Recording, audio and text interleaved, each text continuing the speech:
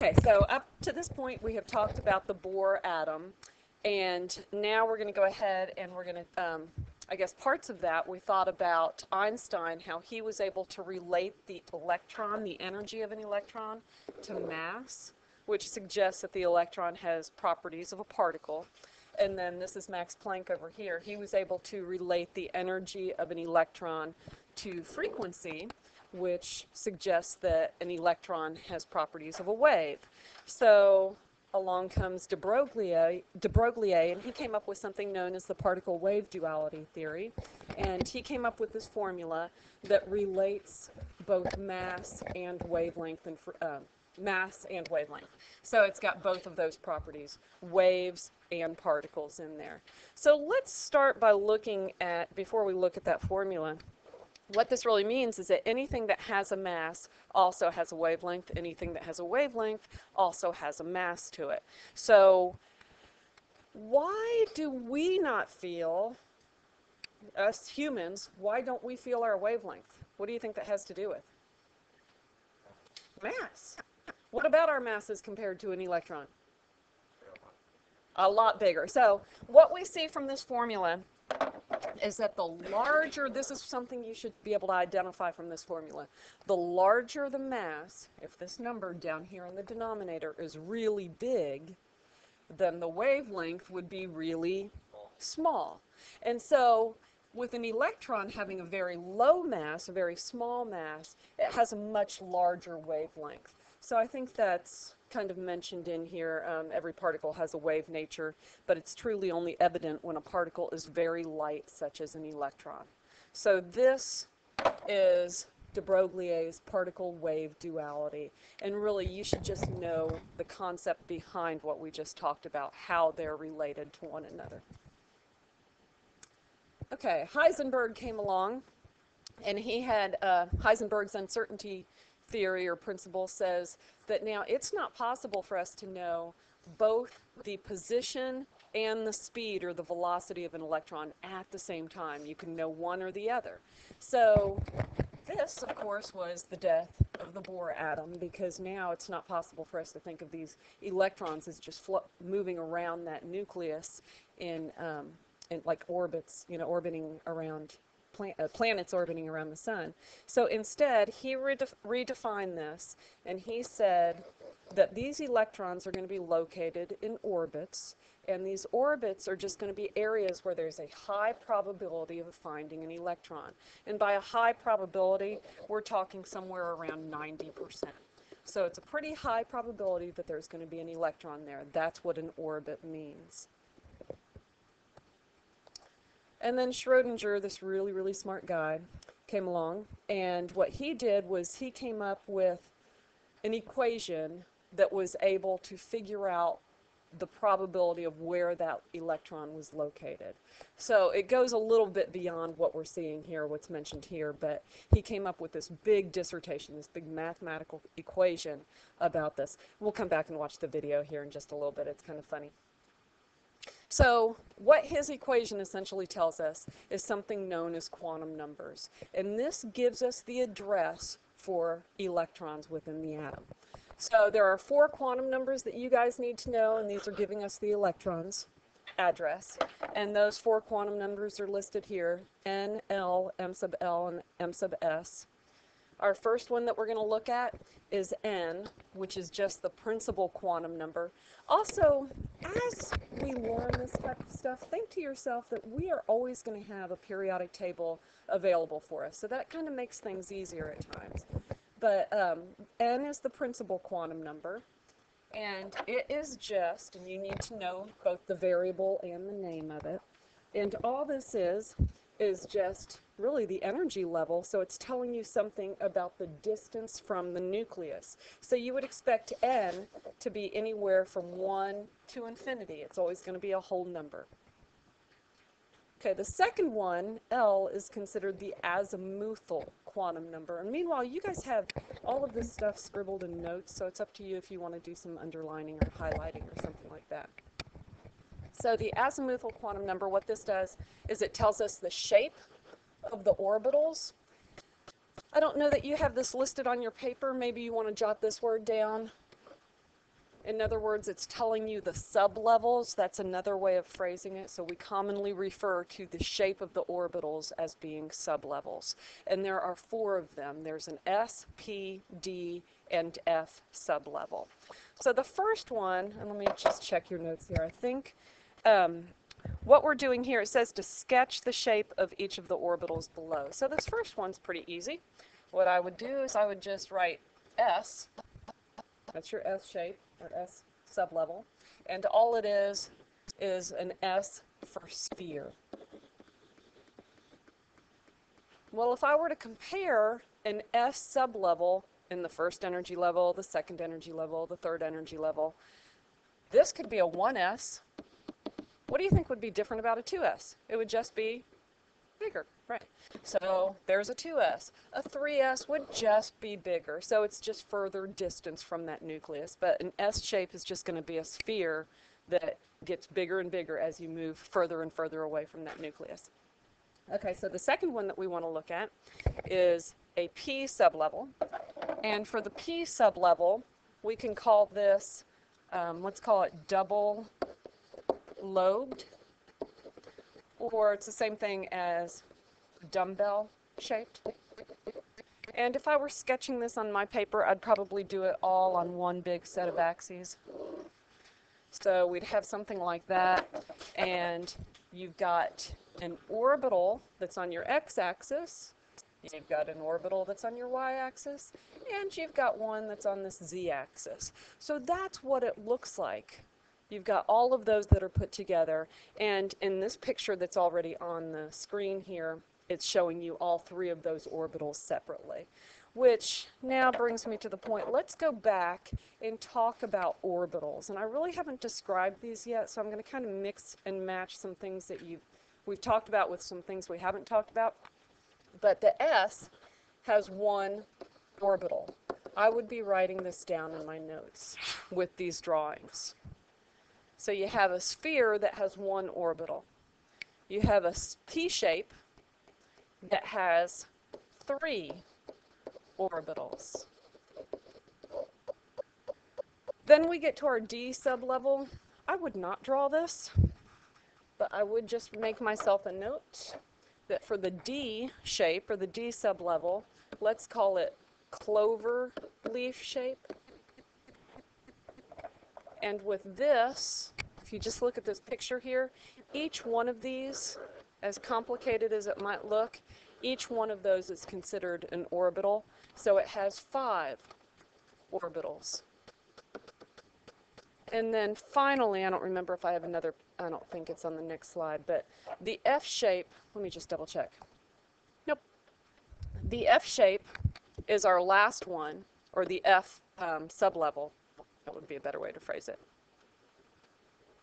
We're just going to write too complicated or too complex. And this one has 7 orbitals.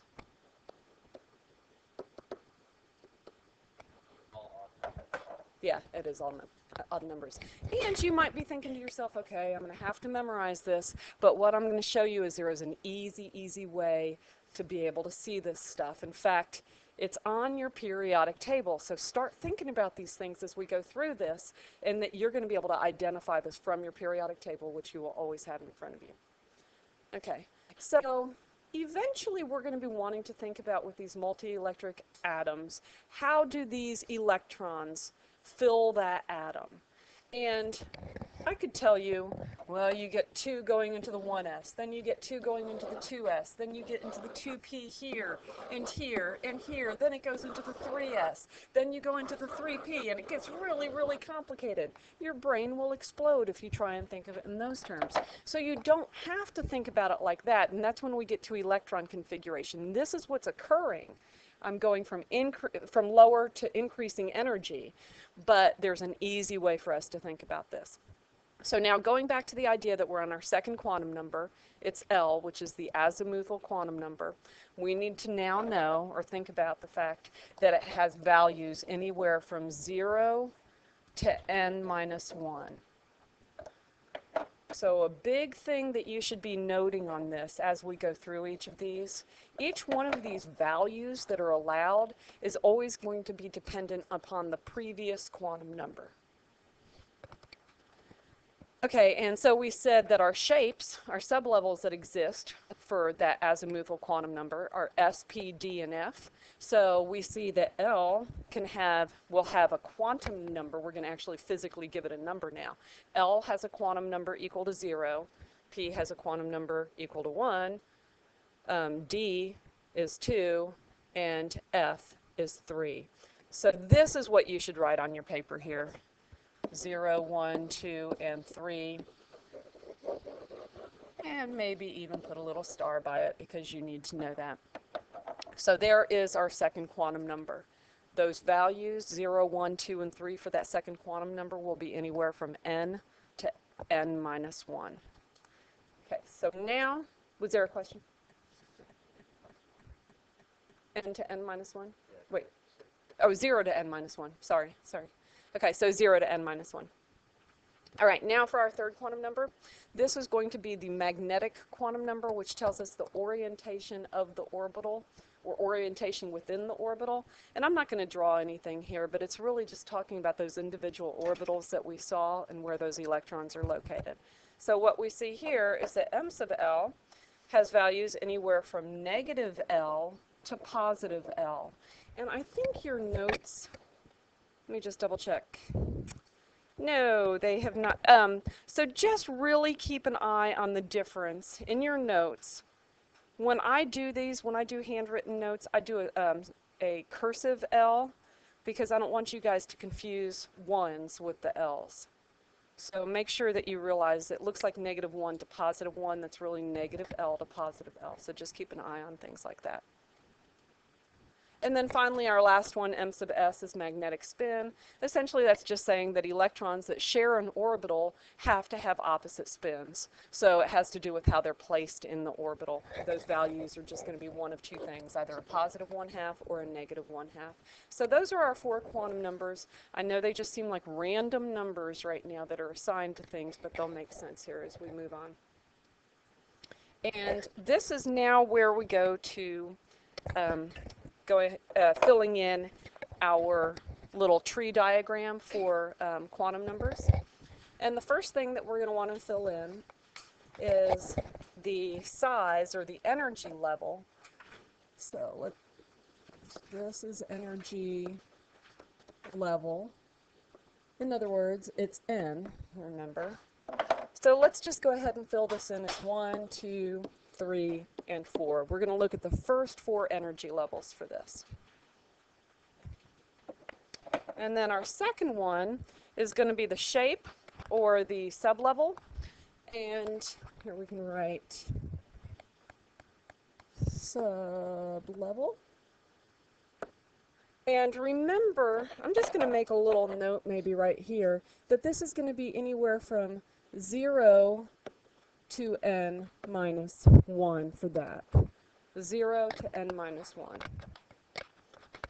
And maybe we even want to think, actually let's think about the numbers first. In this first energy level, if it's going to be anywhere from 0 to n minus 1, well, 0 to 1 minus 1, in other words, it's got to be what? 0. That's the only possibility. So we've got a 0 there. Yes, that's a possibility for all of these. They can all have a 0 in them. So for the second energy level, though, it can be anywhere from 0 to 2 minus 1, so 0 to 1. In the third energy level, it can be anywhere from 0 to 3 minus 1, so 0 to 2. So this is what we end up seeing. Now let's go back to the idea that we talked about earlier, and that was that that the sublevels, remember those shapes, S, P, D, and F? Which one of those shapes has a 0 for a quantum number? S. So this is an S. And then the 1 was P. So we could keep going.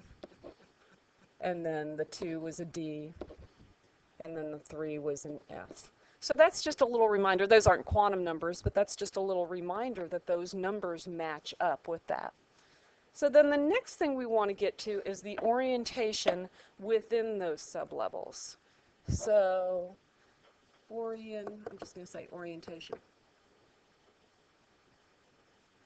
And for this, our values can be anywhere from negative L to positive L. So again, it's dependent upon the previous quantum number. I go back to L, which is my sublevels. Maybe we even want to jot that down. That's L. So I go back to L, and I see that for my orientation, it's going to be from negative L to positive L. And it needs to be in that order, not positive to negative, but negative to positive.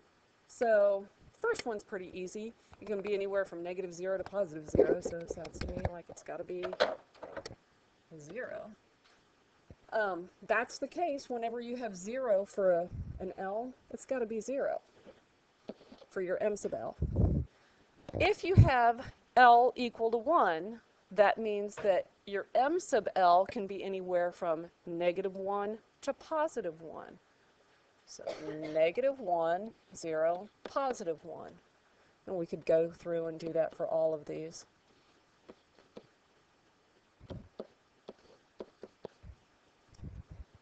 And then if it's going to be at 2, if your L is equal to 2, your M sub L can be anywhere from negative 2 to positive 2.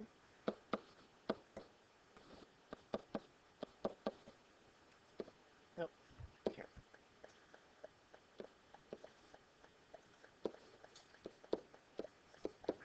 And then finally, our last one, it can be from negative 3 to positive 3.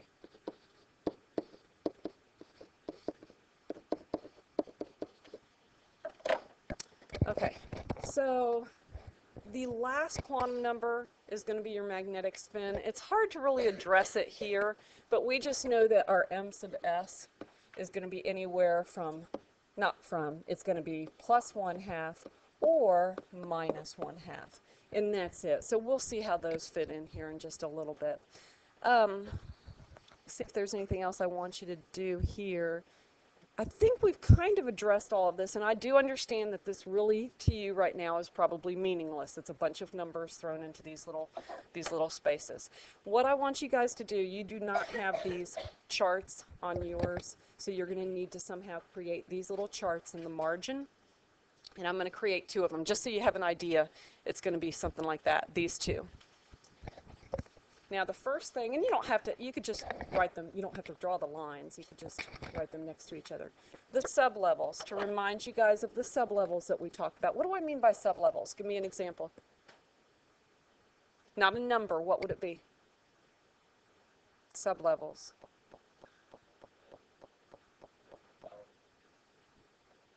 I'll start you off. Okay, SPDF. Those are our sublevels. So now we just want to start by thinking about our sublevels and the number of orbitals that each of these have. So an S sublevel, and I'm going to let you guys take a second and maybe even go back to the beginning and look at your notes there. And I'm going to pause this, and these are just going to magically get filled in. Okay, so now we magically see that this was filled in, and we said that the maximum number of electrons that can exist in any orbital is 2, therefore our number of electrons is just going to be twice that of our number of orbitals. And so now we're going to do the same sort of thing on this chart. We're going to fill this in for energy levels, our first 4 energy levels, which I can't write. And we're going to fill this one in. Okay, so now we just filled this in, and we saw some relationships here. We can even go ahead and write down some formulas on top of this. If our energy level, we said that this is equal to N, well, our sublevel is always going to be equal to N as well. It's always the exact same number of sublevels that you can have. What about your orbitals? You see a mathematical relationship there? It's equal to N squared. And our maximum number of electrons? N squared times 2n squared. Awesome. Okay, so we have a couple questions here. How many orbitals make up a set of sp? We've really answered these things. I think I'm going to not answer these right now, but you guys could go ahead and fill these in. The rest of the time, we're going to work on homework, except the one last thing I want to show you guys to get you thinking about this is that this seems like a lot to memorize. However, it's not, because you will always, always, always have this legal cheat sheet in front of you. So notice some of the coincidences that we see here. What do you notice about the columns? How many columns do you have in the S block? If we were to break the periodic table up into an S, P, D, and F block, there are 2 columns here. How many here? Close? 6. How many here? 8. Across in the D block? 10. 10. Don't even count. I'm covering these. 14. 14. How did you know that? We knew that because that was equal to our maximum number of electrons in each of those. If you look back at your sublevels, you can have 2 electrons in a P in an S. You can have 6 in a P. You can have 10 in a D and 14 in an F. So what we're going to end up seeing is that this is really, really helpful, not just with quantum numbers, but when we start doing some things with electron configuration. So that's the little tidbit to leave you with.